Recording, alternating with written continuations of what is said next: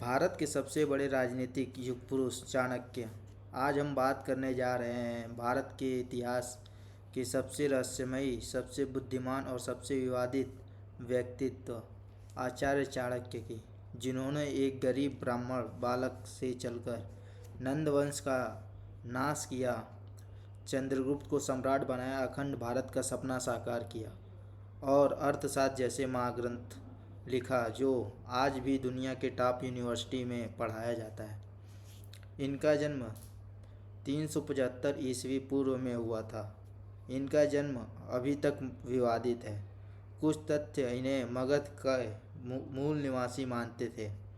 इनके पिता का नाम चाणक्य था, जो एक गरीब ब्राह्मण थे। उनकी शिक्षा तक्षशिला में हुई, एक अपमान जिसने इतिहास ही बदल दिया। धनानंद नंद वंश का अंतिम राजा के दरबार में चाणक्य गए थे, सिकंदर के आक्रमण से भारत को बचाने के लिए, एकजुट करने के लिए गए थे। धनानंद ने उनको भयंकर अपमानित किया। कुछ कहानियों में कहा जाता है कि उनकी शिखा खींची और उन्हें दरबार से धक्के मारकर निकाल दिया। उसी दिन चाणक्य ने प्रतिज्ञा ली, जब तक नंदवंश का नामो निशान मिटा नहीं दूंगा तब तक अपनी शिखा नहीं बांधूंगा।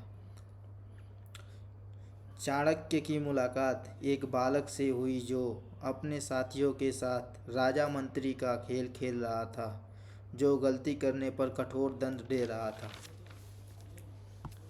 चाणक्य ने पूछा, तुम इतना कठोर क्यों हो? बच्चे ने कहा, राजा को ऐसा ही होना चाहिए। यही बच्चा चंद्रगुप्त मौर्य था। चाणक्य ने उस बच्चे को अपना शिष्य बनाया, तक्षशिला में शिक्षा दी, सेना तैयार किया और फिर नंद वंश पर आक्रमण किया। अंत में चंद्रगुप्त मौर्य सम्राट बने और भारत का सबसे बड़ा साम्राज्य खड़ा किया, जो काबुल, कंधार से बंगाल और दक्षिण में मैसूर तक फैला था। चाणक्य कोई साधारण आचार्य नहीं थे। वे एक क्रांतिकारी अर्थशास्त्री, राजनीतिक शास्त्री, राजनीतिकार और सबसे बढ़कर एक महान देशभक्त थे। उनका जीवन हमें सिखाता है, गरीबी, क्रूरता, अपमान, कुछ भी तुम्हें रोक नहीं सकता अगर तुम्हें बुद्धि और संकल्प हो।